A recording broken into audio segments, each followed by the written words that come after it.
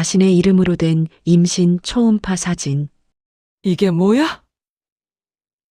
내가 언제 병원에 갔다고 이런 게 나와? 딸 서연이 서류를 보더니 얼굴이 새하얗게 변했습니다. 마이너스. 엄마, 이거 언제 받으신 거예요? 평생 성실히 살아온 가족에게 닥친 악몽 같은 현실. 서로를 의심하기 시작하는 가족들. 오늘 사연 시작하기 전에 무료 버튼인 구독과 좋아요 한 번씩 눌러주시면 더 많은 사연을 전할 힘이 생깁니다. 여러분의 손길 하나가 오늘 이 이야기를 더 멀리 전해줄 수 있습니다. 새벽 5시 시장 개문종 소리와 함께 김영옥은 반찬 가게 셔터를 올렸습니다. 쇠사슬이 드르륵거리며 올라가는 소리가 조용한 새벽 골목에 울려 퍼졌죠. 차가운 새벽 공기가 얼굴을 스치며 지나가는 순간 영옥은 깊은 숨을 들이마셨습니다. 공기 속에 섞인 시장 특유의 냄새들이 코끝을 스쳤습니다. 생선 비린내, 채소의 싱그러운 향, 그리고 어디선가 풍겨오는 기름 냄새까지. 이 모든 것이 영옥에게는 삶의 냄새였습니다. 오늘도 어김없이 시작되는 하루였죠. 30년 넘게 이 자리를 지켜온 손놀림은 이제 자연스러워서 눈을 감고도 모든 반찬통의 위치를 알 수 있을 정도였습니다. 김치통은 왼쪽 끝, 콩나물은 가운데, 시금치나물은 오른쪽 구석. 수없이 반복해온 동작들이 몸에 완전히 배어 있었거든요. 영옥은 작은 수건으로 반찬통들을 하나씩 닦아내기 시작했습니다. 깨끗한 것도 다시 한 번 더 닦는 것이 손님들에 대한 예의라고 생각했거든요. 간장게장 뚜껑을 여는 순간 진한 간장 향이 코끝을 자극했습니다. 어제 담근 게장이 하룻밤 사이에 더욱 깊은 맛을 우려냈을 거예요. 영옥은 젓가락으로 게 한 마리를 집어 올려 색깔을 확인했습니다. 붉은 빛이 도는 갈색이 완벽했죠. 이때 라디오에서 90년대 트로트가 흘러나왔습니다. 이미자의 애절한 목소리가 좁은 가게 안을 가득 채웠습니다. 아, 그리운 내 고향 꽃피는 산골에 영옥은 리듬에 맞춰 어깨를 살짝 흔들며 하루를 시작했습니다. 음악이 있어야 일이 즐거워지거든요. 특히 옛날 노래들은 가슴 깊은 곳의 추억까지 함께 불러일으켜 주었습니다. 젊은 시절 남편과 함께 듣던 노래, 아이들을 업고 일하면서 흥얼거리던 멜로디들이 지금도 영옥의 마음을 따뜻하게 해주었죠. 라디오 DJ가 청취자들의 사연을 읽어주는 소리가 배경음악처럼 깔리자 가게 안 분위기가 한결 밝아졌습니다. 에이구, 손목이 영 시원찮네. 영옥은 왼쪽 손목을 주무르며 작은 한숨을 내쉬었습니다. 요즘 들어 아침마다 손목이 뻣뻣해지는 증상이 심해지고 있었거든요. 나이가 들수록 몸 곳곳이 신호를 보내고 있었죠. 특히 수십 년간 반복해온 반찬 담기, 무거운 물건 나르기 같은 일들이 관절에 무리를 준 것 같았습니다. 그래도 손님들을 위해서는 멈출 수 없었습니다. 파스를 붙이고 손목 보호대를 착용하고 때로는 진통제를 먹어가면서도 가게 문을 열었거든요. 새벽부터 정성스럽게 준비한 음식들이 누군가의 하루를 따뜻하게 만들어준다고 생각하면 힘이 났습니다. 특히 단골 할머니들이 영옥이 반찬이 제일 맛있어라고 말씀해 주실 때면 모든 피로가 날아갔죠. 영옥은 고무장갑을 끼고 큰 국자를 들었습니다. 커다란 탕기에서 김이 모락모락 나는 미역국이 보글보글 끓고 있었거든요. 멸치와 다시마를 새벽 4시부터 우린 깊은 국물 맛이 일품이었죠. 미역은 어젯밤에 미리 불려두었다가 적당한 크기로 잘라 넣었습니다. 마지막에 참기름 몇 방울과 국간장으로 간을 맞춘 이 미역국은 영옥만의 비법이 숨어 있었어요. 바로 마지막에 넣는 다진 마늘 한 숟가락이었죠. 이 미역국을 플라스틱 통에 정성스럽게 담으면서 영옥은 환한 미소를 지었습니다. 이 음식은 군청 숙소 동네 혼자 사는 어르신들에게 나눠드릴 예정이었습니다. 돈은 별로 안 되지만 어르신들이 따뜻한 국물 한 그릇 드시면서 고맙다, 영옥아라고 말씀하실 때의 그 미소가 영옥에게는 무엇보다 소중했습니다. 때로는 어르신들이 우리 영옥이가 없으면 어떻게 살까라고 농담처럼 말씀하시지만 영옥은 그 말 속에 담긴 진심을 알고 있었거든요. 이때 딸 이서연이 야간 근무를 마친 피곤한 표정으로 가게 안으로 들어와 플라스틱 의자에 털썩 주저앉았습니다. 종합병원 중환자실에서 간호사로 일하는 서연은 밤새 위중한 환자들을 돌보느라 얼굴이 퀭하고 눈가에 다크서클이 짙게 드리워져 있었습니다. 하얀 간호사 가운 위로 어깨가 축 늘어진 모습이 영옥의 마음을 아프게 했죠. 평소보다 더 야윈 것 같은 얼굴을 보니 걱정이 앞섰습니다. 엄마, 그냥 좀 쉬지 그래요. 나이도 70이 넘으셨으면서 왜 이렇게 부지런히 움직이세요? 몸 상하면 어떻게 해요? 서연의 목소리에는 걱정과 함께 약간의 짜증이 섞여 있었습니다. 요즘 들어 예민해진 서연의 모습이 영옥의 마음을 더욱 무겁게 했죠. 예전 같으면 엄마 오늘도 일찍 나오셨네요 라며 밝게 인사했을 텐데 지금은 모든 말에 가시가 돋쳐 있는 것 같았습니다. 그때 사위 박도윤이 택시 야간 근무를 마치고 돌아와 가게 뒤편 정수기에서 물 한 잔을 마셨습니다. 평소 과묵한 성격이지만 온몸에 밴 땀 냄새와 피로에 지친 모습에서도 성실함이 묻어나는 사내였습니다. 검은색 택시 기사복 위에 흰 와이셔츠 깃이 눅눅하게 젖어 있었고 구두도 하루 종일 운전대를 밟느라 코가 달아 있었죠. 말은 없어도 가족을 위해 밤낮 없이 운전대를 잡고 있는 모습에서 진정한 남자의 책임감이 느껴졌습니다. 도윤은 항상 말보다는 행동이라는 신념으로 가족을 뒷바라지하고 있었습니다. 서연과 결혼한 지 벌써 5년째인데 그동안 한 번도 큰 소리 낸 적이 없었거든요. 경제적으로 어려운 상황에서도 불평 한마디 없이 묵묵히 일하는 모습은 정말 기특했습니다. 영옥은 그런 도윤을 보며 속으로 고마움을 느꼈습니다. 사위지만 친아들보다도 더 든든하게 가족을 지켜주는 모습이 고마웠거든요. 장인 박만호가 돋보기를 쓰고 가게 장부를 꼼꼼히 들여다보았습니다. 은퇴한 공무원의 습성을 버리지 못해서 아침마다 이 일을 빼먹지 않았거든요. 한 줄 한 줄 확인하는 모습이 마치 현역 시절 구청에서 공문서를 검토하던 때와 똑같았죠. 권리금 대출 이자, 이번 달도 문제 없어. 전기료 12만 원, 가스비 8만 원, 다 적정 수준이야. 만호의 세심한 관리 덕분에 가게 운영이 안정적으로 이어질 수 있었습니다. 수십 년간 구청 민원과에서 일하며 쌓은 꼼꼼함과 책임감이 가족 사업에도 그대로 스며들어 있었습니다. 비록 은퇴했지만 가족을 위해서는 여전히 현역 못지않은 열정을 보여주고 있었죠. 장부 정리부터 세금 신고까지 만호가 없었다면 영옥 혼자서는 감당하기 어려운 일들이 많았습니다. 모두가 각자의 자리에서 최선을 다해 가족을 지키며 열심히 살아가는 듯 했지만 집안 분위기는 미묘하게 무거웠습니다.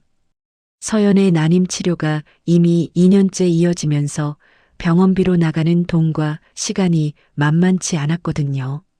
매달 병원비만 200만 원씩 나가고 있었는데 그것도 보험이 안 되는 특수 치료들이었습니다. 처음엔 곧 좋은 소식이 있을 거야라며 희망에 가득 찼던 치료가 이제는 가족 전체에게 무거운 짐이 되어가고 있었습니다. 말 많던 도윤은 요즘 들어 더욱 말수가 줄었고 서연은 날이 갈수록 예민해져서 작은 일에도 쉽게 화를 내곤 했습니다. 특히 다른 사람들의 임신 소식이나 아이 이야기만 나와도 분위기가 싸늘해졌죠. 영옥은 이런 무거운 분위기를 조금이라도 덜어보려고 라디오 볼륨을 올려서 집안의 침묵과 한숨 소리를 가렸습니다. 트로트 가수의 흥겨운 목소리가 울려 퍼지자 적어도 겉으로는 평범한 아침처럼 보였습니다. 가난도 견뎠는데 자식의 눈물은 어찌도 이렇게 쓰린지 영옥의 마음속 깊은 곳에서 울려 퍼지는 아픔이었습니다. 평생 어려운 환경에서도 굴복하지 않고 살아왔지만 딸이 아이를 갖지 못해서 힘들어하는 모습을 보는 것은 그 어떤 고통보다 견디기 어려웠습니다. 오전 10시 평소보다 늦은 시간에 우편함에서 낯선 봉투 하나가 발견되었습니다. 영옥이 군청 숙소 동네 어르신들에게 미역국을 나눠주고 돌아와 가게 정리를 하고 있을 때였죠. 반찬통들을 다시 한번 정리하고 바닥을 닦고 있던 중이었습니다. 하얀 봉투에는 서울대학교병원 로고가 선명하게 찍혀 있었고 봉투 겉면에는 중요 문서라는 빨간 글씨가 적혀 있었습니다. 영옥은 안경을 벗었다 다시 쓰며 봉투를 자세히 들여다보았습니다. 수신인 이름이 분명히 김영옥으로 되어 있었거든요. 하지만 최근에 병원에 갈 일이 없었는데 왜 이런 우편물이 왔을까요? 혹시 건강검진 결과인가 싶어서 봉투를 뜯어보기로 했습니다. 하지만 봉투를 만지는 순간부터 왠지 모를 불안함이 엄습했어요. 봉투를 조심스럽게 뜯는 순간 영옥의 손이 미세하게 떨렸습니다. 안에는 초음파 사진 한 장과 병원 공식 안내문이 들어 있었거든요. 흑백의 흐릿한 초음파 사진을 보는 순간 영옥은 완전히 어리둥절했습니다. 환자명에는 분명히 김영옥이라고 선명하게 적혀 있었고 나이와 주민등록번호까지 정확했습니다. 더 놀라운 것은 임신 주수까지 표기되어 있다는 점이었어요. 이게 대체 뭐지? 영옥은 초음파 사진을 이리저리 돌려보며 혼잣말을 했습니다. 70이 넘은 나이에 임신이라니 이건 의학적으로도 말이 안 되는 일이었거든요. 게다가 자신은 언제 병원에 가서 이런 검사를 받았다는 건지 전혀 기억이 나지 않았습니다. 안내문을 읽어보니 산부인과 정기검진 결과라고 적혀 있었어요. 이게 뭐야? 그때 마침 점심 휴게 시간에 가게로 들어온 서연이 엄마 손에 들린 서류를 보더니 얼굴이 순식간에 하얗게 질렸습니다. 종합병원 간호사인 서연은 초음파 사진이 무엇을 의미하는지 누구보다 정확하게 알고 있었거든요. 급하게 다가와서 서류를 거의 빼앗듯 가져간 서연의 손도 덜덜 떨리고 있었습니다. 엄마, 이거 언제 받으신 거예요? 병원에 언제 다녀오셨다고요?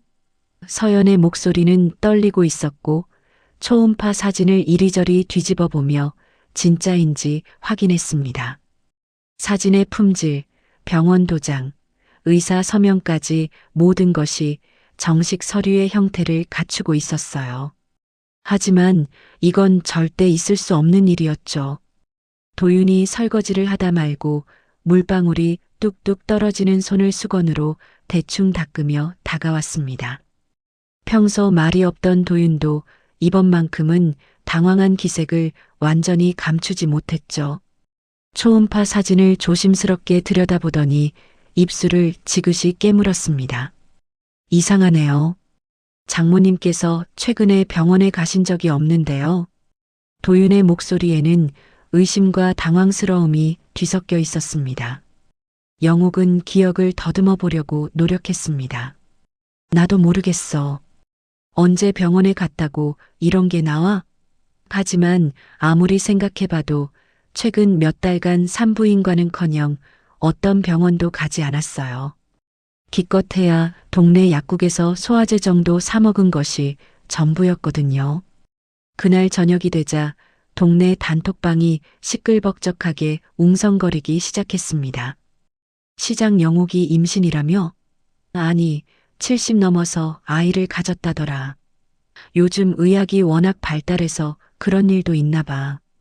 인공수정 같은 걸로 가능하다던데. 뜬 소문은 마치 번개처럼 동네 전체로 퍼져나갔습니다. 누군가 영옥이 병원 봉투를 받는 모습을 목격했나 봤어요. 작은 동네에서는 이런 자극적인 소문이 금세 퍼지기 마련이었거든요. 더군다나 70 넘은 할머니의 임신이라는 충격적인 내용이었으니 사람들의 호기심을 자극하기에 충분했죠. 영옥은 핸드폰 단톡방에 계속 올라오는 메시지들을 보며 어이가 없었습니다. 아니야, 이게 무슨 소리야. 말도 안 되는 얘기잖아. 하지만 아무리 해명해도 사람들은 쉽게 믿지 않았습니다. 오히려 부끄러워서 숨기려는 거 아니야? 요즘 나이 들어서 애 낳는 사람들 많다던데 같은 반응까지 나왔죠. 평생 성실하고 정직하게 살아온 영옥에게는 이런 근거 없는 오해와 소문이 견디기 어려운 정신적 고통이었습니다. 집으로 급하게 찾아온 장인 만호가 돋보기를 쓰고 서류를 한 장씩 꼼꼼히 들여다보더니 눈을 가늘게 떴습니다. 수십 년간 공무원으로 일하며 각종 서류를 검토해온 경험으로 뭔가 이상한 부분을 재빨리 찾아냈거든요. 이거 뭔가 이상해. 단순한 검사 결과지가 아니야.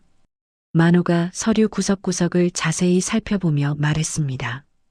일반적인 병원 진료 기록이나 보호자 동의서도 아니고 만호가 서류 하단 부분을 가리키며 계속 말했습니다. 이거 약정서나 계약서 같은 형태로 되어 있어. 여기 보세요. 조건들이 빼곡히 적혀 있잖아요. 영옥과 서연, 도윤이 모두 만호가 가리키는 부분을 주의 깊게 들여다보았습니다.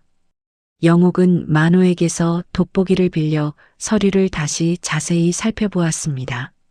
그제야 눈에 들어오는 것이 작은 글씨로 빼곡히 적힌 각종 조건들과 계약 내용이었습니다. 의료진 이름, 병원 정보, 환자 정보뿐만 아니라 금액, 기간, 의무사항 등이 상세하게 기록되어 있었어요. 그리고 가장 중요한 것은 맨 아래쪽에 분명히 자신의 지장이 선명하게 찍혀 있다는 점이었습니다. 손가락 끝을 자세히 훑어보니 붉은 지장 자국이 초음파 사진과 함께 복사되어 있었습니다. 이건 분명히 자신의 지문이었어요. 내 지장이야. 정말 내가 이걸 찍었나? 영옥의 목소리가 점점 떨렸습니다. 분명히 기억나는 것이 있었거든요. 며칠 전에 서연의 병원 치료와 관련해서 누군가 전화를 해서 급한 서류에 도장을 찍어달라고 요청했었어요.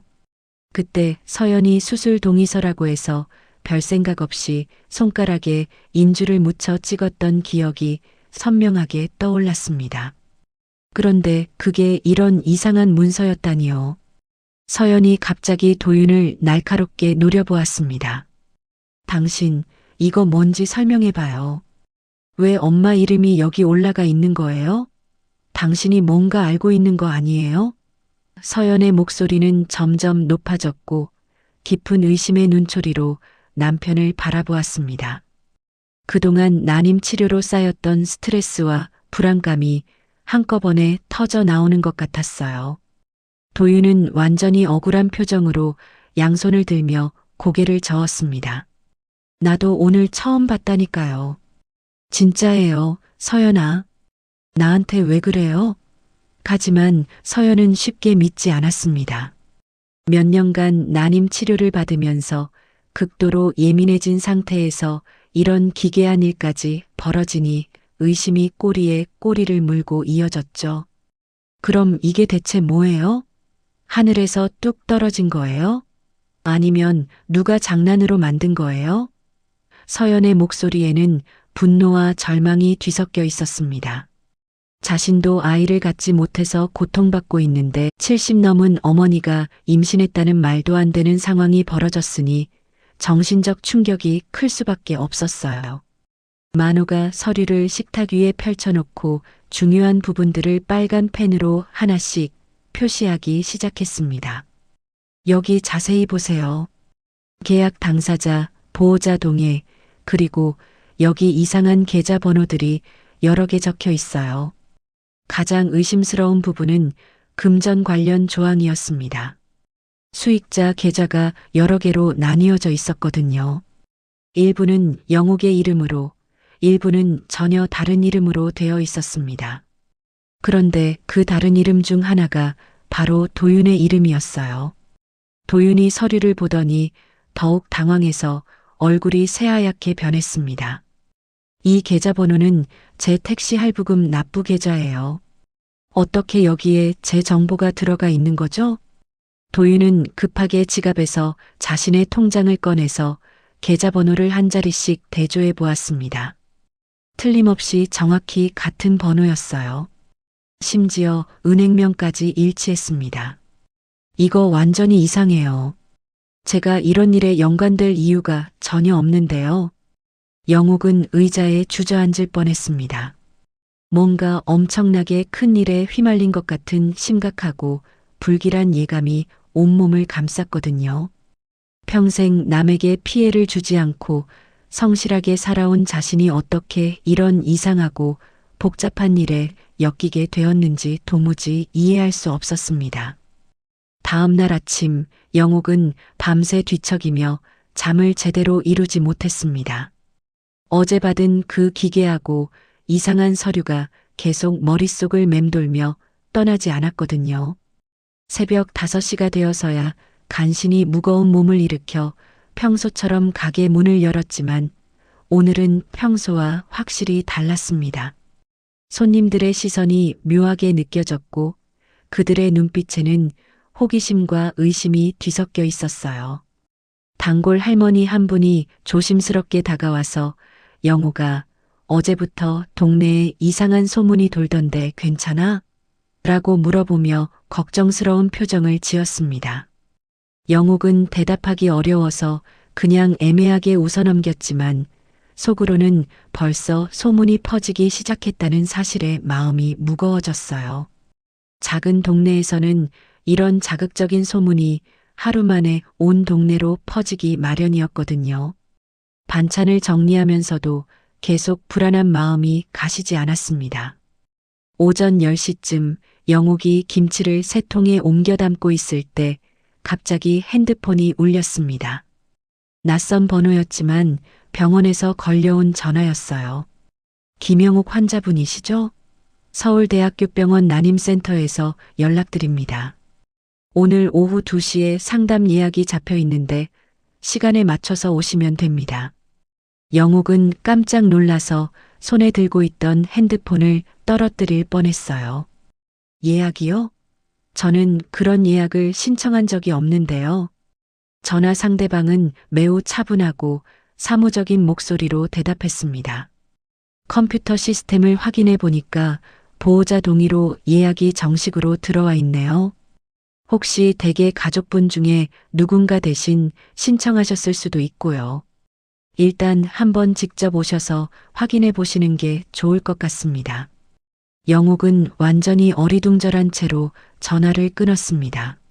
뭔가 상황이 점점 더 이상하고 복잡한 방향으로 흘러가고 있다는 불길한 예감이 들었거든요. 영옥은 급하게 서영과 도윤에게 연락해서 상황을 설명했습니다. 두 사람 모두 어리둥절해하며 도대체 무슨 일인지 모르겠다고 했어요. 결국 세 사람은 함께 병원으로 가기로 결정했습니다. 지하철을 타고 가는 동안 아무도 말을 하지 않았어요. 각자의 머릿속에는 온갖 걱정과 의심, 그리고 불안한 생각들이 복잡하게 맴돌고 있었죠. 무슨 일이 벌어지고 있는 건지, 왜 하루아침에 이런 일들이 연달아 일어나는 건지 이해할 수 없었습니다. 병원에 도착해서 안내 데스크에 문의해 보니 정말로 김영옥 이름으로 예약이 잡혀 있었습니다. 접수 직원은 네, 맞습니다. 오후 2시 난임센터 상담 예약 확인됩니다라고 말했어요. 영옥은 더욱 혼란스러워졌습니다. 분명히 자신이 신청한 적이 없는데 어떻게 예약이 잡혀 있는 걸까요? 병원 복도는 차가운 하얀 형광등 불빛으로 가득했고 특유의 강한 소독약 냄새가 코를 찔렀습니다. 난임센터 상담실이라고 적힌 팻말 앞에서 세 사람은 잠시 망설였어요.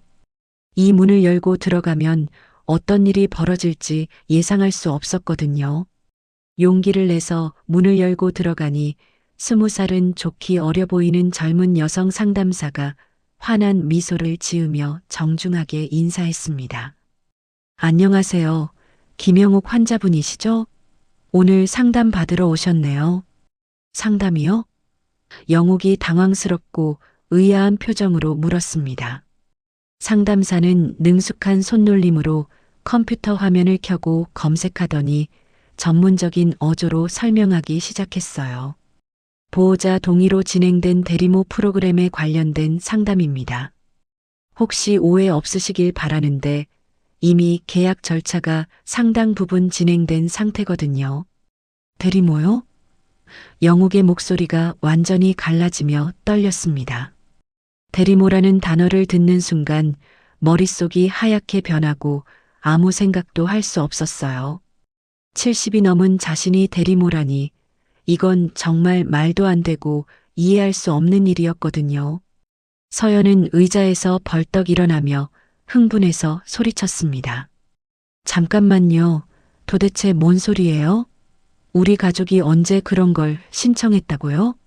상담사는 전혀 당황하지 않고 침착하게 컴퓨터 화면을 돌려서 보여주었습니다.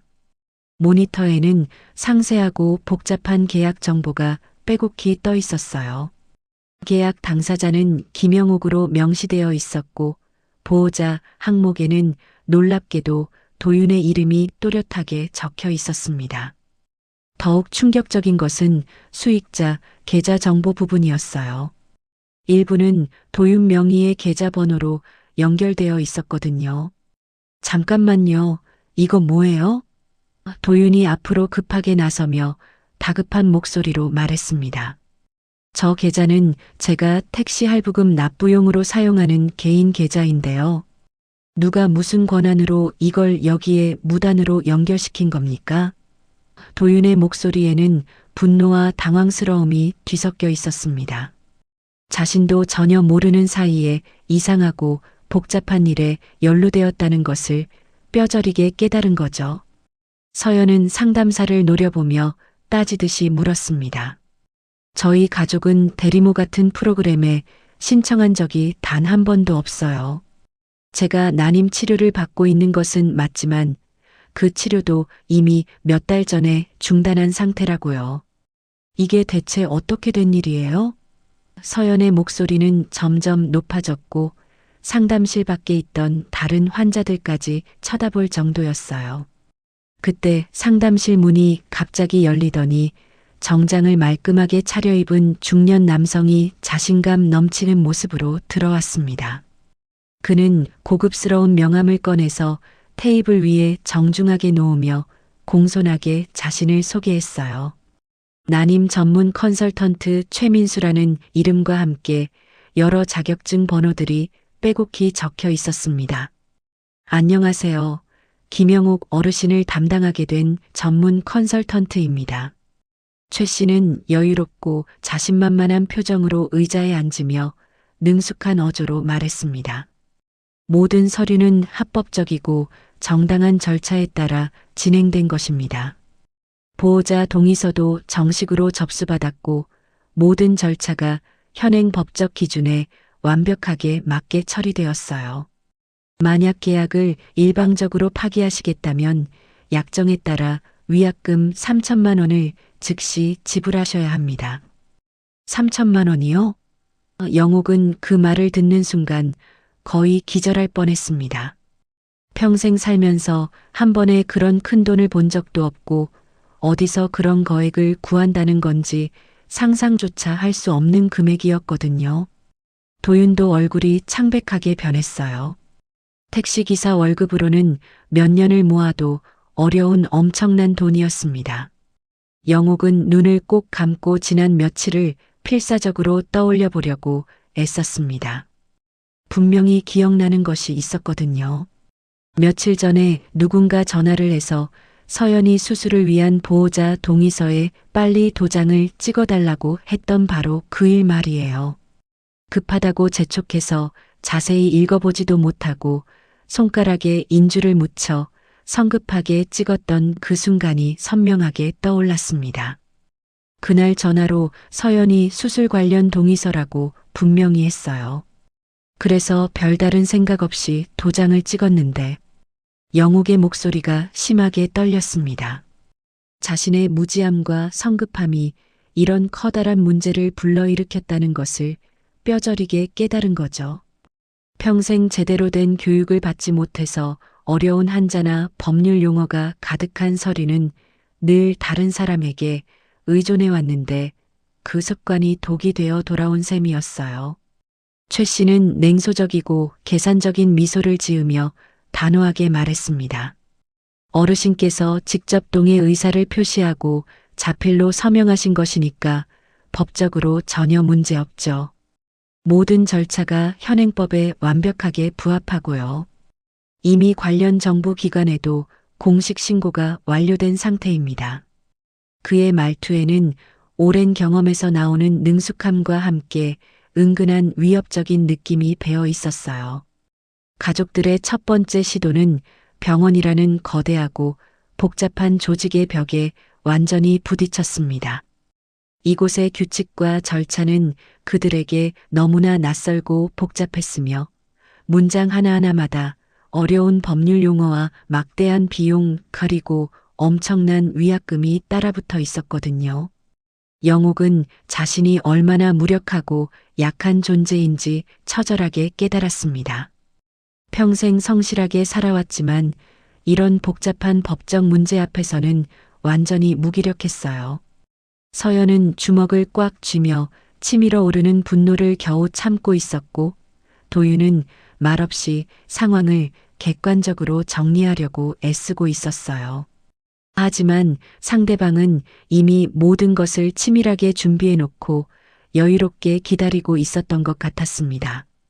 마치 처음부터 이런 상황을 예상하고 모든 함정을 정교하게 계획한 것처럼 말이에요. 최 씨가 마지막으로 결정적인 말을 덧붙였습니다.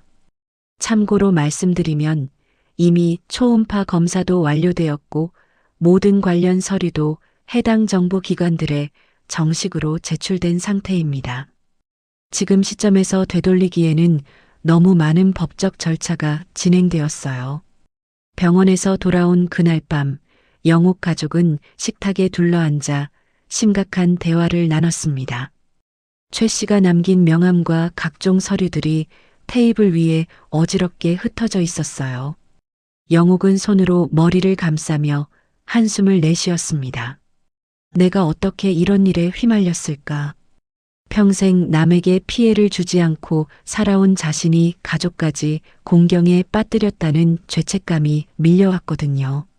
장인 만호가 돋보기를 쓰고 서류를 다시 한번 꼼꼼히 살펴보았습니다. 이상해, 정말 이상해. 이 사람들이 처음부터 우리를 노렸을 가능성이 높아.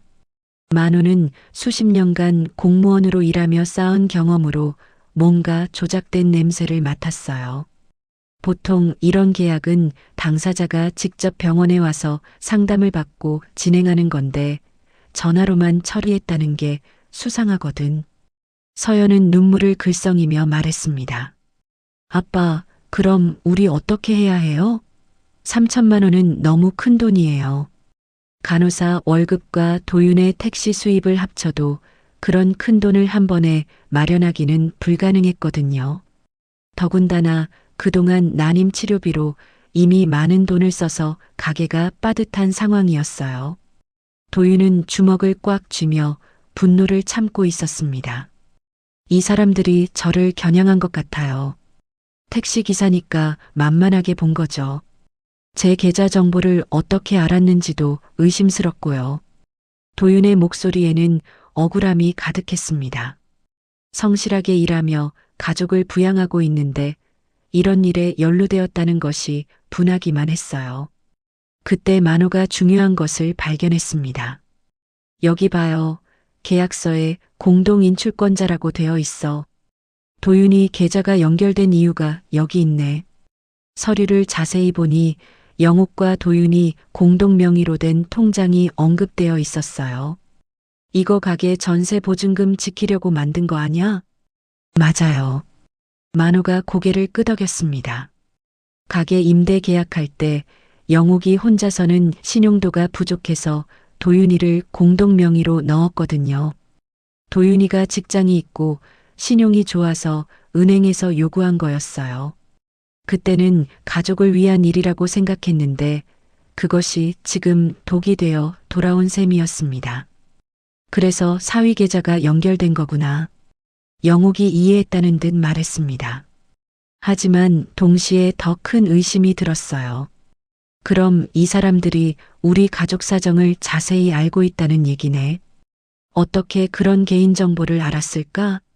서연이 갑자기 뭔가 생각난 듯 말했습니다. 혹시 병원에서 정보가 샜을 수도 있어요. 제가 난임 치료받을 때 가족 정보를 많이 적었거든요. 보호자 연락처, 계좌 정보까지. 서연의 말을 듣고 모두가 심각해졌어요. 신뢰했던 의료기관에서 개인정보가 유출되었을 가능성이 높았거든요. 다음 날 도윤은 법률구조공단에 상담 예약을 잡았습니다. 무료 법률 상담을 받을 수 있다는 소식을 들었거든요. 하지만 예약이 2주 후로 잡혔어요. 그 사이에 또 무슨 일이 벌어질지 모르는 상황이었습니다. 일단 그때까지 기다려볼 수밖에 없겠어요. 도윤이 한숨을 쉬며 말했습니다. 그런데 그날 오후 최 씨에게서 문자 메시지가 왔습니다.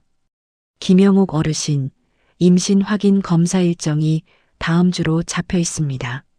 참석하지 않으시면 계약 위반으로 간주됩니다. 영옥은 핸드폰을 보며 어이가 없었어요. 임신 확인 검사라니 70 넘은 자신에게 무슨 검사를 하겠다는 건지 이해할 수 없었습니다. 서연이 문자를 보더니 화가 났습니다. 이 사람들 정말 끝까지 밀어붙이려고 하네요. 말도 안 되는 걸 알면서도. 서연은 간호사로서 의학적 상식을 갖고 있었기 때문에 이 모든 일이 얼마나 비상식적인지 잘 알고 있었어요. 영옥은 그날 밤 잠을 이루지 못했습니다. 천장을 바라보며 온갖 생각이 머릿속을 맴돌았어요. 평생 성실하게 살아왔는데 왜 이런 일이 벌어졌을까요? 더 속상한 것은 자신 때문에 가족들이 고생하고 있다는 점이었습니다. 다음 날 아침 시장 골목에서 영옥을 만난 사람들의 시선이 예전과 달랐습니다. 수군거리는 소리가 들렸어요.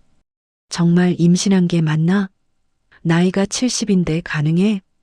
영옥은 고개를 들고 당당하게 걸으려 했지만 마음이 무거웠습니다.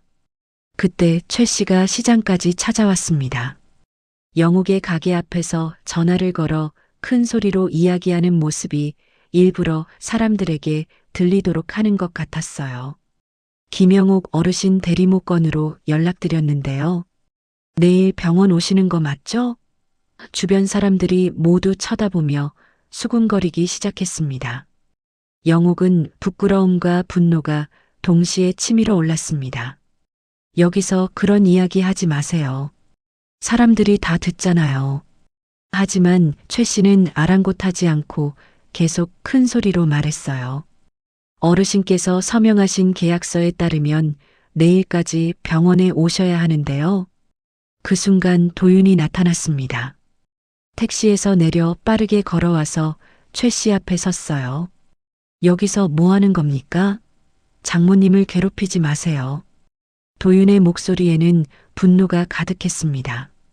하지만 최 씨는 여유로운 표정으로 대답했어요. 괴롭힌다니요? 정당한 계약 이행을 요구하는 건데요. 법적으로 아무 문제 없습니다. 최 씨는 가방에서 서류를 꺼내며 말했습니다. 이미 관련 기관에도 모든 서류가 제출되었고 어르신의 지장도 정식으로 확인받았어요. 주변에 모인 사람들이 점점 많아졌습니다. 시장 상인들과 동네 주민들이 무슨 일인지 궁금해서 모여들었어요. 영옥은 이 모든 상황이 부끄럽고 견디기 어려웠습니다. 평생 떳떳하게 살아온 자신이 이런 구경거리가 되다니요. 서연이 병원에서 급하게 달려왔습니다. 도윤이 보낸 문자를 받고 온 거였어요. 무슨 일이에요? 서연이 숨을 헐떡이며 물었습니다. 상황을 파악한 서연은 최 씨를 노려보며 말했습니다. 이렇게 공개적으로 압박하는 게 정당한 방법이에요? 최 씨는 시계를 보며 말했습니다. 시간이 별로 없어요. 내일 오후 2시까지 병원에 오시지 않으면 자동으로 계약 위반으로 처리됩니다. 그렇게 되면 위약금은 물론이고 추가 손해배상까지 청구할 수 있어요. 그의 말은 마치 최후 통첩 같았습니다. 영옥은 무력감에 빠졌습니다. 상대방은 모든 것을 치밀하게 준비해 놓고 자신들을 압박하고 있었어요. 법적 지식도 없고 돈도 없는 자신들이 어떻게 이런 상황에서 벗어날 수 있을까요? 가족들의 얼굴에는 절망과 분노가 뒤섞여 있었습니다. 그날 밤 영옥 가족은 식탁에 둘러앉아 긴급하고 심각한 가족회의를 열었습니다. 최 씨의 강압적인 압박으로 내일까지 반드시 병원에 가야 하는 절박한 상황에서 뭔가 제대로 된 대책을 세워야 했거든요. 만호는 돋보기를 쓰고 인터넷을 검색하며 비슷한 사기 사례가 있는지 밤늦게까지 찾아보고 있었고, 서연은 병원 동료들에게 연이어 전화를 걸어서 전문적인 조언을 구하고 있었어요. 도윤은 택시기사 동료들 중에 법적 문제나 사기를 겪어본 사람이 있는지 필사적으로 떠올려 보고 있었습니다. 일단 내일 병원에는 어쩔 수 없이 가되 절대로 아무것도 서명하지 말자. 만호가 공무원 경험을 살려 신중하게 제안했습니다. 그리고 가능하면 모든 대화 내용을 녹음하는 게 좋겠어. 나중에 법적 문제가 생겼을 때 결정적인 증거가 될 수 있거든. 만호는 수십 년간 구청에서 각종 복잡한 민원을 처리해온 경험을 살려 가족들에게 실용적인 조언을 해주었어요. 상대방이 어떤 말을 하는지 정확히 기록해두면 나중에 법정에서 우리에게 유리한 증거가 될 수 있어. 서연은 병원 동료에게서 들은 충격적인 이야기를 가족들에게 전했습니다. 간호사 선배가 그러는데 최근에 이런 식으로 고령의 노인들을 교묘하게 속여서 가짜 대리모 계약을 맺는 조직적인 사기 사건들이 전국적으로 종종 발생하고 있다더라고요. 실제로는 의학적으로 임신이 절대 불가능한 상황인데도 서류상으로만 그럴듯하게 진행해서 거액의 돈을 뜯어내는 새로운 수법이래요. 영옥은 그 말을 듣고 조금 안심이 되었습니다. 그럼 나는 정말로 임신한 게 아니라는 얘기네. 내가 이상한 게 아니고. 하지만 동시에 더 큰 분노가 가슴속 깊은 곳에서 치밀어 올랐어요. 자신이 완전히 속아 넘어갔다는 것을 뼈저리게 깨달았거든요. 이 나쁜 것들이 무식한 노인을 이렇게 우롱하다니. 정말 용서할 수 없어. 다음 날 오후 영옥과 서연, 도윤은 긴장된 마음으로 함께 병원으로 향했습니다. 이번에는 만호도 든든한 지원군으로 함께 동행했어요. 혹시 모르는 상황에 대비해서 나이 든 어른이 함께 계셔야 할 것 같아서요. 경험상 이런 일은 혼자 처리하면 안 돼요. 만호가 심각한 표정으로 말했습니다. 네 사람은 지하철에서 내내 무거운 침묵 속에서 긴장한 표정으로 병원으로 향했습니다. 병원에 도착하자 최 씨가 이미 상담실에서 여유롭게 기다리고 있었습니다. 그 옆에는 흰 가운을 말끔하게 차려입고 청진기까지 목에 걸친 의사로 보이는 중년 남성도 함께 앉아 있었어요. 어서 오세요, 김영옥 어르신. 오늘 중요한 정밀 검사를 차질 없이 진행하겠습니다. 최 씨의 말투와 표정은 마치 이미 모든 것이 결정된 것처럼 확신에 차 있었습니다. 하지만 만호가 의연하게 앞으로 나서며 단호히 말했습니다. 잠깐만요. 검사를 받기 전에 몇 가지 중요한 것들을 확인하고 싶은 게 있습니다. 만호는 미리 준비해온 질문 목록이 적힌 종이를 가방에서 꺼냈어요. 첫째, 70이 넘은 고령 여성의 임신이 현대의학적으로 정말 가능한 건가요? 둘째, 처음에 저희가 받은 초음파 사진이 정말로 우리 어머니 것이 맞나요? 의사로 보이던 사람이 순간 당황하는 기색을 숨기지 못했습니다. 그건 요즘 의학 기술이 많이 발달해서 충분히 가능한 일입니다. 하지만 그의 대답은 확신이 전혀 없어 보였고 눈빛도 불안해 보였어요. 서연이 전문 간호사로서 쌓은 의료 지식을 총동원해서 날카롭게 따져 물었습니다. 그럼 구체적으로 어떤 의료 시술이나 치료법을 통해서 가능한 건가요? 국내외 의학 문헌에 실제 그런 성공 사례가 문서로 되어 있나요? 의사는 말을 더듬으며 명확한 대답을 계속 회피했습니다. 그런 구체적인 세부 사항들은 담당 전문의와 별도로 상담을 받으셔야. 이때 만호가 준비해온 작은 녹음기를 꺼내서 테이블 정중앙에 당당히 놓았어요. 혹시 괜찮으시다면 오늘 상담 내용을 녹음하고 싶은데요. 나중에 집에 계신 다른 가족들에게 정확하고 완전하게 전달하려고요. 최 씨가 갑자기 표정이 싸늘하게 굳어지며 불쾌한 기색을 드러내며 말했습니다. 녹음은 절대 곤란합니다. 환자 개인정보보호법 때문에 법적으로 문제가 될 수 있어요. 하지만 서연이 논리적으로 즉시 반박했어요. 환자 본인과 직계 가족이 모두 동의하는데 왜 안 되나요? 오히려 정확한 의료정보 전달과 오해 방지를 위해서 꼭 필요한 것 아닌가요? 이때 영옥이 떨리는 목소리지만 용기를 내서 직접적으로 물었습니다. 저 정말로 임신한 게 맞나요? 제발 솔직하고 정확하게 말해주세요. 제 나이에 정말 그런 게 의학적으로 가능한 건가요? 영옥의 간절하고 절박한 질문에 의사는 시선을 이리저리 피하며 명확한 대답을 끝까지 회피했어요. 그 수상한 모습을 지켜본 가족들은 뭔가 심각하게 이상하다는 것을 직감적으로 확신하게 되었습니다. 도윤이 의심스러운 눈초리로 날카롭게 물었습니다. 그럼 지금까지 저희가 받은 초음파 사진은 정확히 누구 것인가요? 설마 전혀 다른 사람의 것을 우리 장모님 이름으로 교묘하게 바꾼 건 아니죠? 이 핵심을 찌르는 질문에 최 씨와 가짜 의사는 서로 당황한 눈빛을 주고받으며 명백히 동요하는 모습을 보였어요. 그런 무책임한 말씀을 하시면 정말 곤란합니다. 저희는 모든 절차를 합법적이고 정당하게. 최 씨가 급하게 변명을 늘어놓으려는 바로 그 순간 상담실 문이 갑자기 열리며 병원 보안 요원 2명이 진지한 표정으로 들어왔습니다. 죄송합니다만 실례하겠습니다. 의료법 위반 및 사기 혐의 신고가 접수되어서 긴급 확인차 왔습니다. 누군가 이상한 불법 의료 행위가 진행되고 있다고 정식으로 신고한 모양이었어요. 보안 요원이 상황을 신속히 파악하더니 테이블 위에 관련 서류들을 하나씩 꼼꼼히 확인하기 시작했습니다.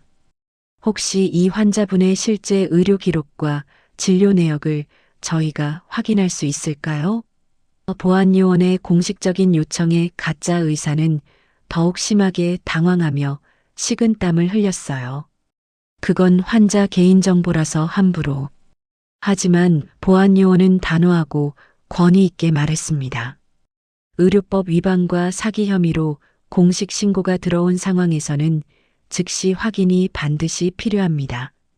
그 결정적인 순간 최 씨가 갑자기 자리에서 벌떡 일어나며 급하게 말했습니다. 오늘은 시간이 늦었으니 여기서 마무리하고 다음 주에 다시 새로 약속을 잡겠습니다. 서류들을 허둥지둥 챙기려고 했지만 보안 요원이 즉시 제지했어요. 잠깐만요. 일단 상황 파악과 조사가 완전히 끝날 때까지는 아무도 움직이지 마시고 기다려주세요.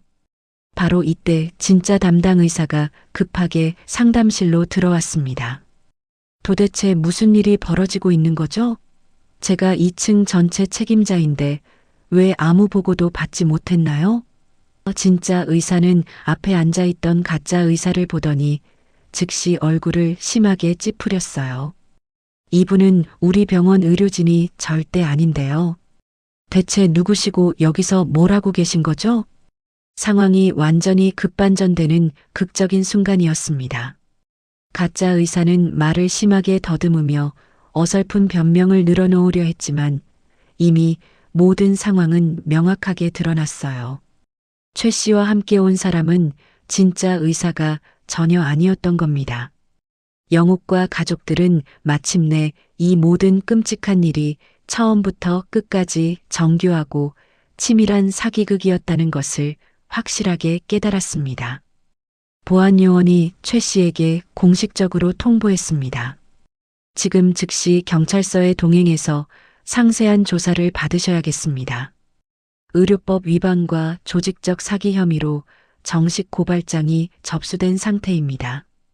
최 씨의 얼굴이 순식간에 새하얗게 변했어요. 그동안 보여주던 자신만만하고 거만했던 모습은 온데간데 없이 완전히 사라져버렸습니다. 영옥은 깊은 안도의 한숨을 내쉬었습니다. 드디어 진실이 백일하에 드러나는 역사적인 순간이었거든요. 하지만 동시에 강렬한 분노도 치밀어 올랐어요. 이 악질적인 사람들이 나 같은 무력한 노인을 이렇게 잔인하게 속였다니.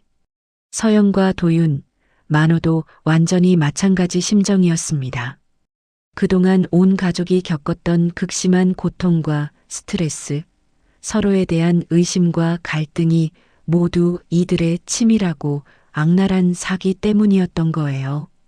진짜 의사의 검사 결과는 예상했던 대로였습니다. 어르신, 당연히 임신이 아닙니다. 애초에 의학적으로 불가능한 상황이에요. 담당 의사는 초음파 장비를 직접 사용해서 영옥을 검사한 후 단호하게 말했습니다. 그리고 처음에 받으신 초음파 사진도 다른 사람 것을 조작한 게 분명합니다. 이런 악질적인 사기는 처음 보네요. 영옥은 마침내 깊은 안도의 한숨을 내쉬었습니다. 그동안 가슴 한구석에서 무겁게 자리 잡고 있던 불안과 두려움이 완전히 사라지는 느낌이었어요. 그럼 나는 정상이라는 얘기네요? 정말 아무 이상이 없는 거죠? 의사가 따뜻하게 웃으며 고개를 끄덕였습니다. 네, 70대 여성으로서는 매우 건강하고 나이에 맞는 정상적인 상태십니다. 전혀 걱정하지 마세요. 하지만 기쁨도 잠시, 이제 진짜 복잡한 문제가 시작되었습니다.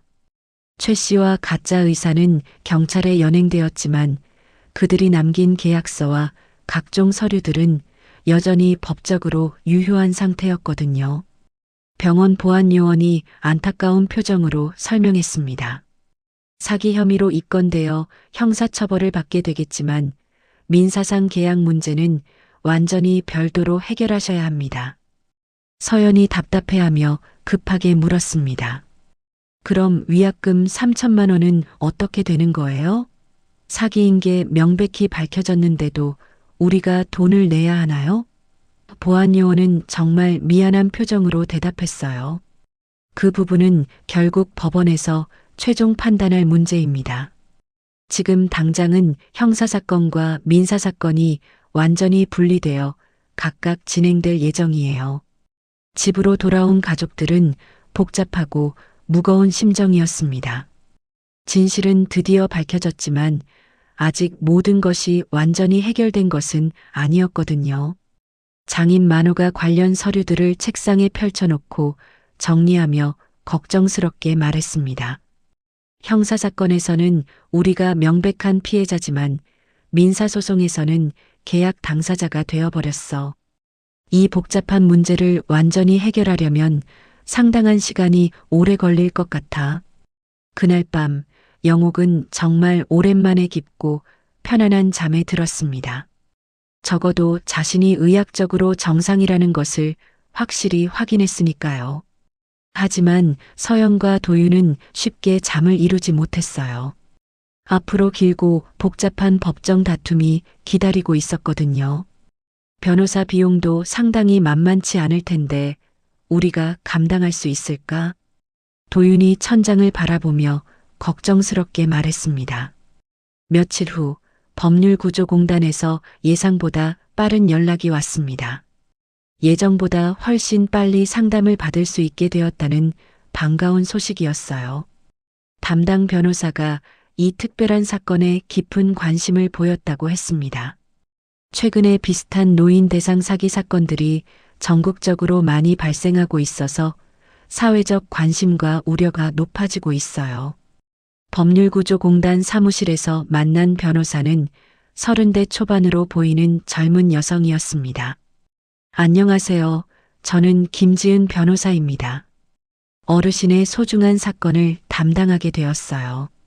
김 변호사는 가져온 서류들을 하나하나 꼼꼼히 검토한 후 희망적인 소식을 전했습니다.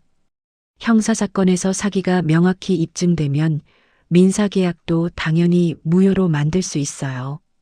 정말요? 정말 그럴 수 있는 거예요? 서연이 눈을 반짝이며 간절하게 물었습니다. 김 변호사는 자신있게 고개를 끄덕이며 자세히 설명했어요. 사기와 속임수로 체결된 계약은 법적으로 처음부터 무효입니다. 다만 그것을 법정에서 명확히 입증하는 과정이 필요하죠. 다행히 어르신께서 병원에서 녹음을 시도하셨고 가짜 의사까지 현장에서 잡혔으니 결정적인 증거가 충분해요. 만호가 가장 궁금해하던 것을 물었습니다.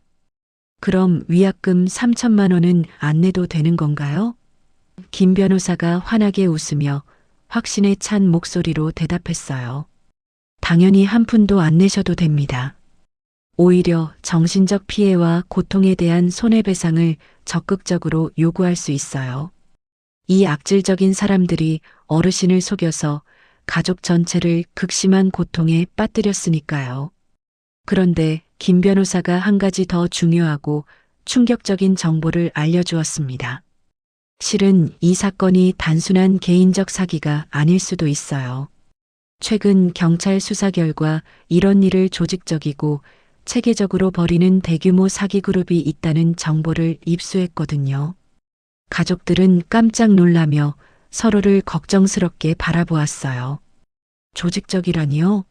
그럼 우리만 당한 게 아니라는 얘기예요? 도윤이 충격받은 표정으로 물었습니다. 김 변호사가 심각하고 무거운 표정으로 자세히 설명했어요. 네, 안타깝게도 그렇습니다. 난임 치료를 받는 가족들의 개인정보를 병원 내부자와 공모해서 불법으로 수집하고 그 정보를 바탕으로 이런 정교한 가짜 대리모 사기를 치는 전문 조직이 있어요. 어르신 사건도 그 조직 범죄의 일부일 가능성이 매우 높습니다. 영옥은 온몸에 분노가 치밀어 올랐습니다. 그럼 나만 이런 끔찍한 일을 당한 게 아니라는 얘기네요? 다른 선량한 사람들도 나처럼 이런 고생을 했다고요?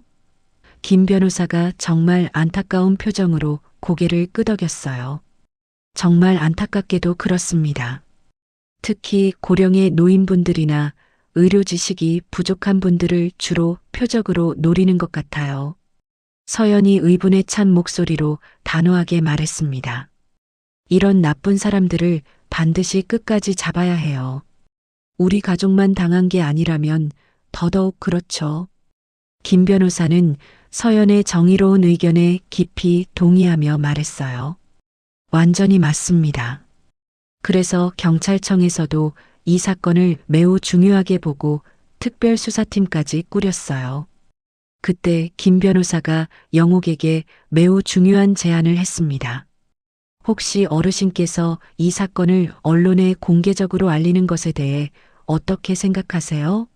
방송과 신문에 알려서 숨어있는 다른 피해자들이 용기를 내어 신고할 수 있도록 도와주시겠어요?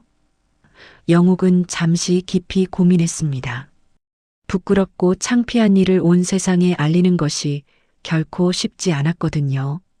하지만 만호가 영옥을 정성스럽게 설득했습니다. 어머니, 우리 가족만 생각하지 말고 다른 무고한 피해자들도 생각해 봅시다. 어머니가 용기를 내시면 숨어서 고통받고 있는 다른 분들도 큰 도움을 받을 수 있어요. 도윤도 진심으로 동의했어요. 맞아요, 장모님. 이런 악질적인 사람들을 그냥 놔둘 수는 절대 없잖아요. 서연이 엄마의 거친 손을 꼭 잡으며 간절하게 말했습니다. 엄마, 우리가 끝까지 싸워서 이겨낸 이야기를 다른 사람들에게 들려주세요. 엄마가 얼마나 용감하고 대단한 분인지 온 세상에 보여주는 거예요. 가족들의 진심 어린 격려와 응원의 영옥은 마침내 큰 결심을 했습니다. 좋아요. 다른 할머니, 할아버지들이 나처럼 억울하게 당하지 않도록 끝까지 도와드리겠어요. 김 변호사가 감격스러워하며 진심으로 말했습니다. 정말 감사합니다. 어르신의 용기와 희생 정신이 수많은 무고한 사람들을 구할 수 있을 거예요. 그날부터 영옥의 진짜 큰 싸움이 본격적으로 시작되었습니다. 이제는 자신만을 위한 개인적인 싸움이 아니라 모든 노인들과 사회적 약자들을 위한 정의로운 싸움이었거든요. 일주일 후 법원 대법정에는 무거운 긴장감이 감돌고 있었습니다. 영옥과 가족들이 한쪽에 앉아 있고 반대편에는 최 씨와 그의 변호사가 자리를 잡고 있었어요. 방청석에는 언론 기자들과 비슷한 피해를 당한 다른 가족들도 와 있었습니다. 영옥의 사건이 언론에 보도된 후 전국에서 비슷한 피해자들이 계속 나타났거든요. 현재까지 신고된 유사 사건만 해도 20건이 넘었어요. 김지은 변호사가 준비해온 두꺼운 증거 자료들을 정리하며 영옥에게 말했습니다. 어르신, 걱정하지 마세요. 우리에게 유리한 증거가 충분해요. 테이블 위에는 병원에서 녹음한 파일, 가짜 의사의 신분이 확인된 서류, 그리고 초음파 사진의 조작 흔적을 분석한 감정서까지 빼곡히 놓여 있었습니다.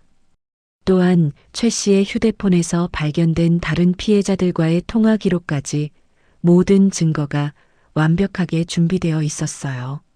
재판이 시작되자 검사가 엄숙한 목소리로 기소 내용을 읽어내려갔습니다.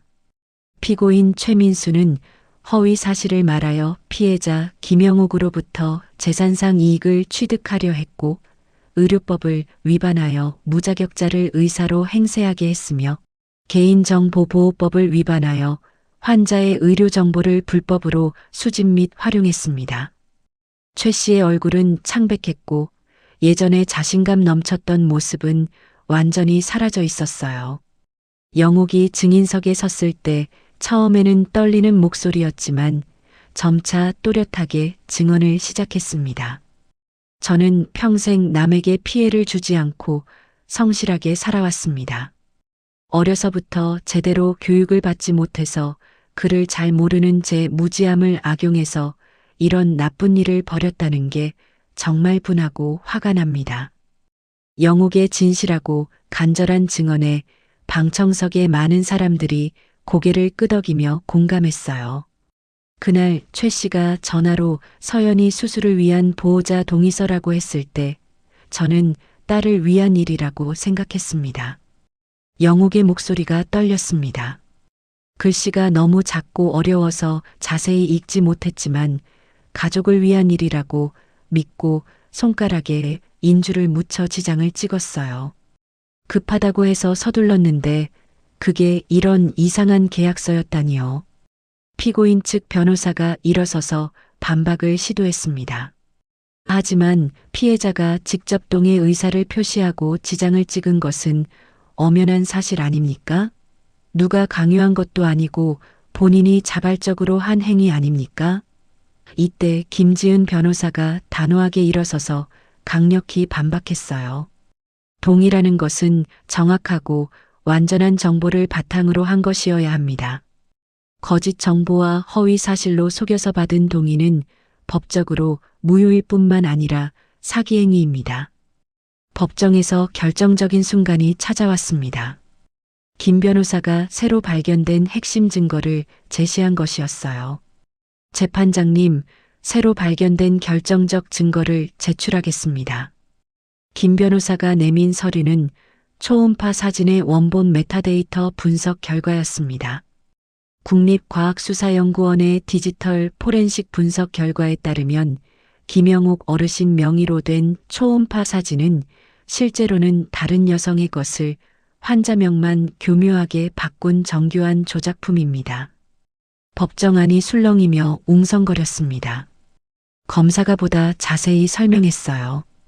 컴퓨터 포렌식 결과 원본 파일에는 처음에 김민정이라는 전혀 다른 환자의 이름이 기록되어 있었고 이후 인위적으로 김영옥으로 변경된 명확한 흔적이 발견되었습니다. 또한 사진 촬영 날짜도 실제와 다르게 조작되어 있었어요. 이 증거로 조직적이고 계획적인 사기 행위가 명백하게 입증되었습니다. 더욱 충격적인 사실이 연이어 밝혀졌습니다. 수사 과정에서 최 씨의 휴대폰과 컴퓨터에서 발견된 통화 기록과 문자 메시지, 이메일들이었어요.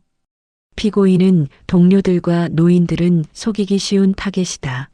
글을 못 읽으니까 대충 설명해도 속아 넘어간다.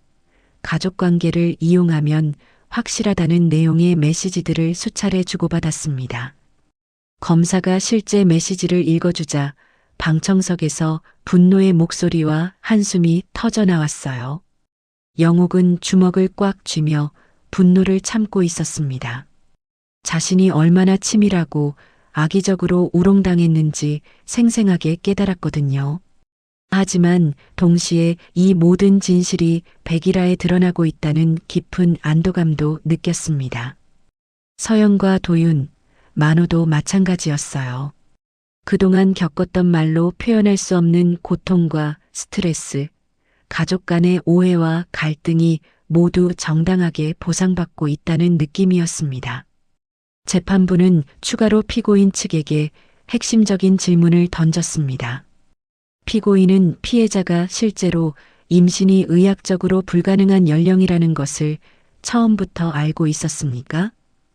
최 씨는 변호사와 한참 동안 상의한 후 결국 고개를 숙이며 대답했어요. 알고 있었습니다.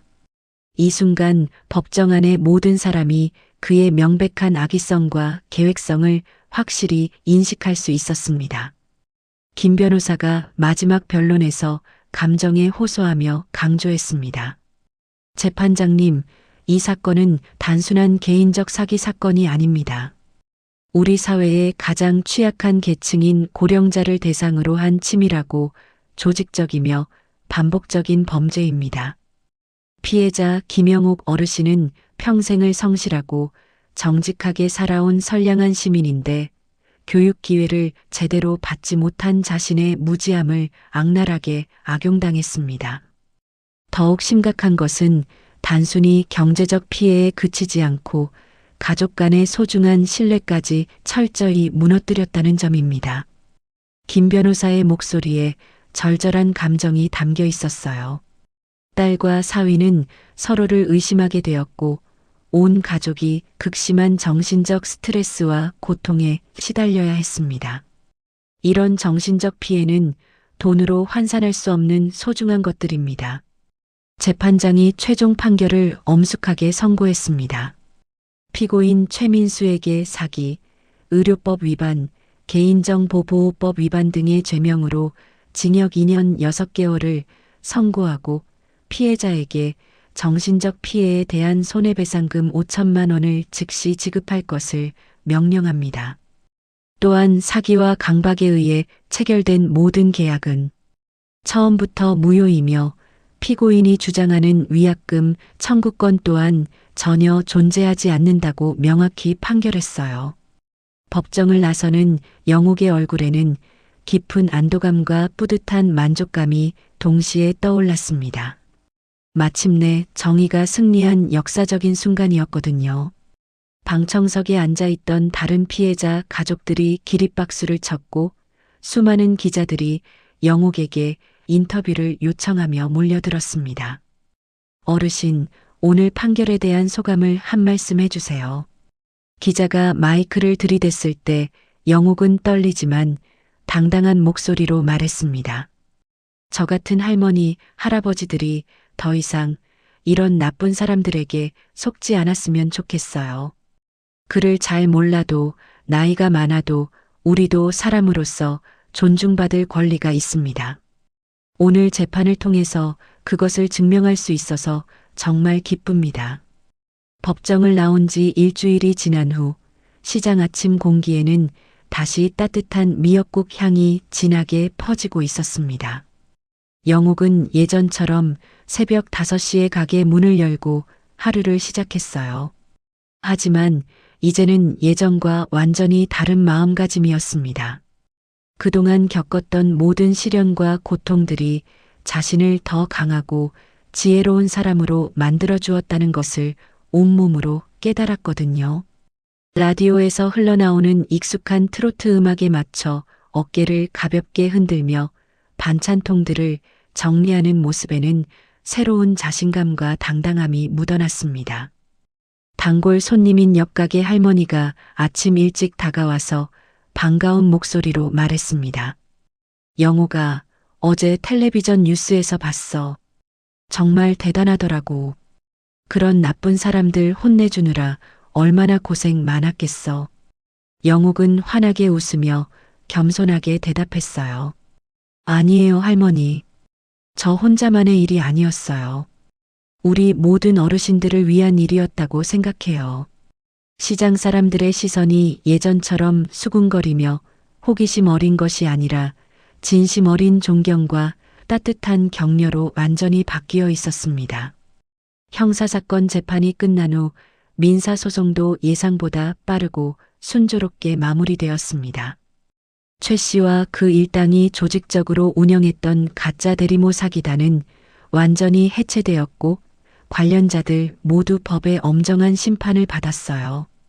더욱 중요하고 의미 있는 것은 영옥의 용기 있는 고발과 끝까지 포기하지 않는 의지로 인해 전국 각지에서 비슷한 피해를 당했던 30여 명의 피해자들이 모두 정당한 구제를 받을 수 있게 되었다는 점이었습니다.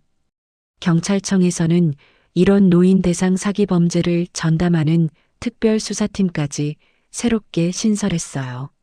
무엇보다 동네 카톡방에 떠돌던 모든 악성 소문들은 완전히 사라졌습니다.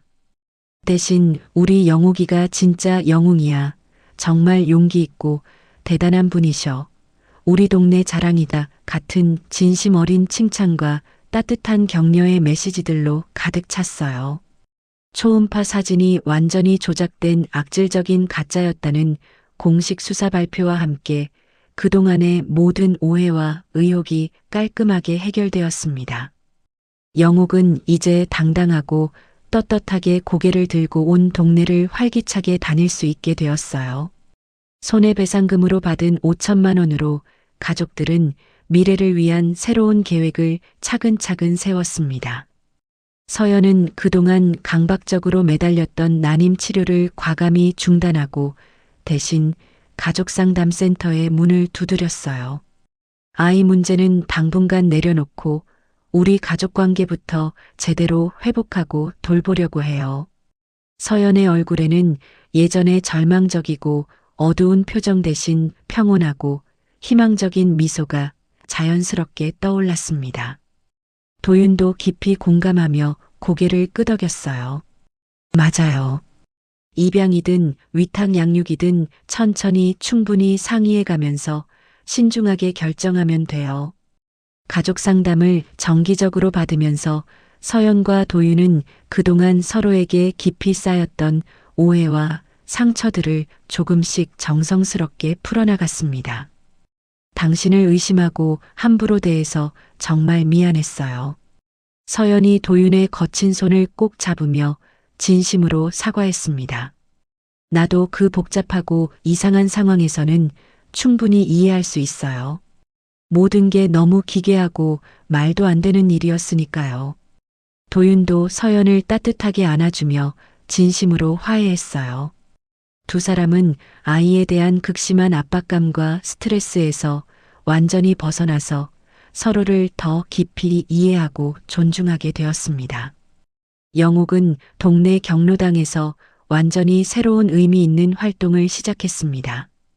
지장 찍기 전 반드시 읽고 이해하기 교육 강연을 매주 정기적으로 여는 것이었어요. 확대경을 어르신들에게 하나씩 나눠주며 환한 웃음으로 말했습니다. 이제부턴 제가 어르신들께 먼저 꼭 물어볼게요.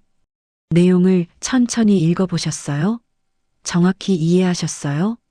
처음에는 글씨를 잘 못 본다며 부끄러워하던 어르신들도 점차 적극적이고 열정적으로 참여하게 되었습니다. 영욱이 덕분에 우리도 정말 조심하게 됐어. 고마운 일이야. 경로당 회장님이 진심으로 감사를 표했습니다. 요즘 사기꾼들이 워낙 교묘하고 치밀해서 항상 조심해야 한다더라고. 영욱의 생생하고 실용적인 강연은 입소문을 타고 인근 다른 동네 경로당들에서도 연이어 요청이 들어올 정도로 큰 인기를 끌었어요. 구청에서는 공식적으로 노인 대상 사기 예방 홍보대사로 위촉하며 활동비까지 지원하기로 했습니다. 어느 따뜻한 오후 라디오에서 다시 추억의 90년대 트로트가 정겹게 흘러나왔습니다.